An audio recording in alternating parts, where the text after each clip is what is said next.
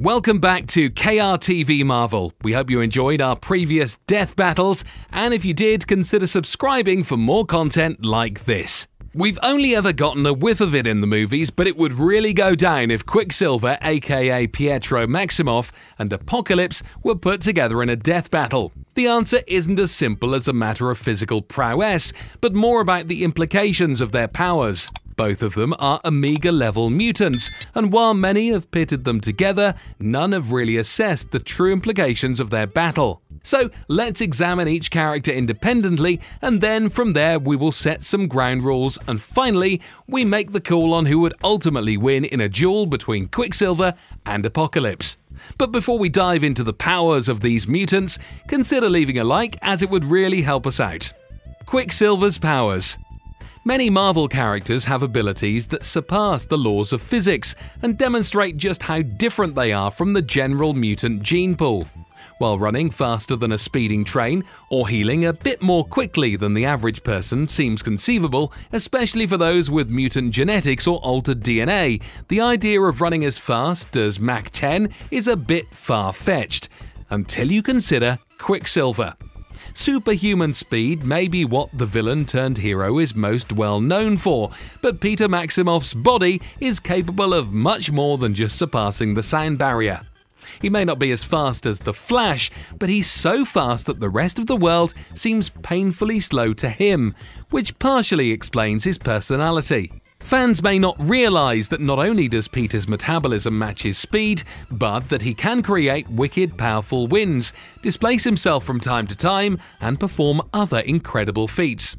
Most mutants do have strange aspects to their bodies that reflect their mutilation, and Quicksilver is no exception. But Quicksilver isn't just fast, he can also think on his feet. It's a feature that has unfortunately been lost over the years. But Quicksilver was once fully able to think with superhuman speed and brain power. As cool as the original power was, we can see why it had to be nixed. It makes him too invulnerable. Not only would it render other mutants with enhanced intelligence a bit useless, but it would also make it tough to put him in a bind.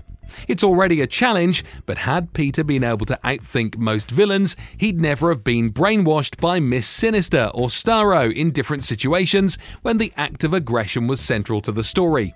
Given that everything else about him is faster than the average human, it should come as no surprise that Quicksilver also heals faster than human beings. He doesn't have an incredible healing factor that keeps him alive no matter what, like Wolverine, but he does rapidly heal following an injury, allowing him to bounce back up again while many mutants remain down for the count. If only that had been used along with his faster-than-a-speeding bullet power in Whedon's movie. Apocolypse's powers. One of the most powerful mutants in Marvel Comics, Apocolypse, has long been one of the most formidable enemies of the X-Men. Despite his long, impactful history, his powers have long remained a mystery.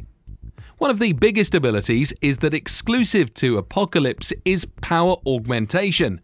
Like a god, he can bestow the peak-level mastery of powers to any mutant he wants.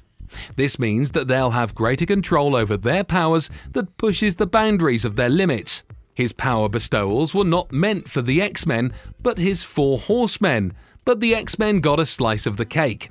He gave Archangel biometallic wings, for example, which was a dramatic improvement from the organic ones and were far more formidable.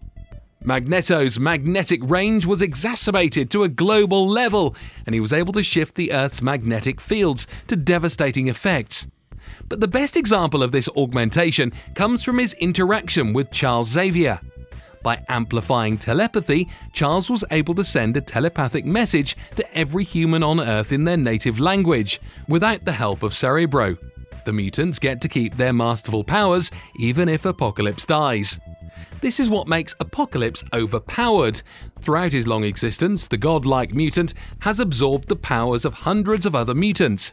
He can recall these powers at will, using them to serve a variety of purposes.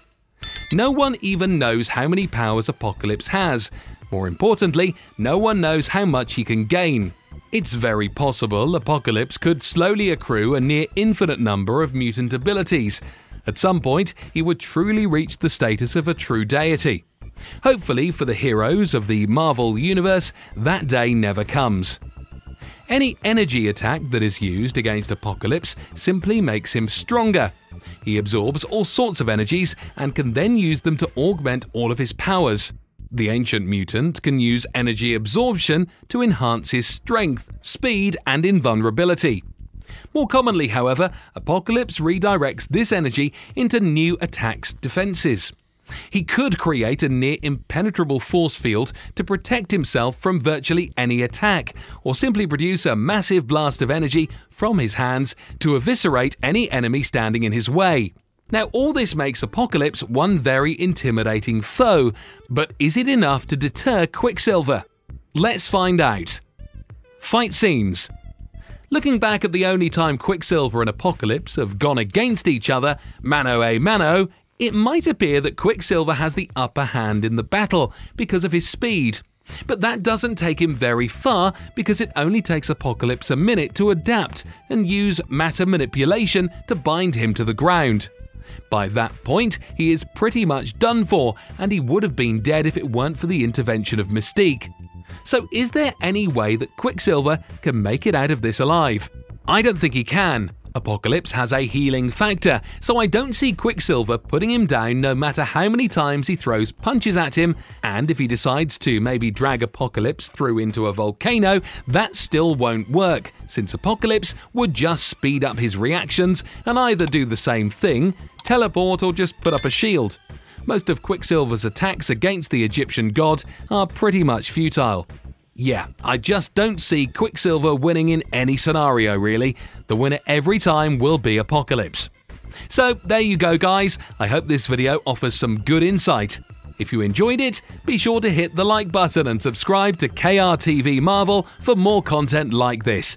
And as always, thanks for watching.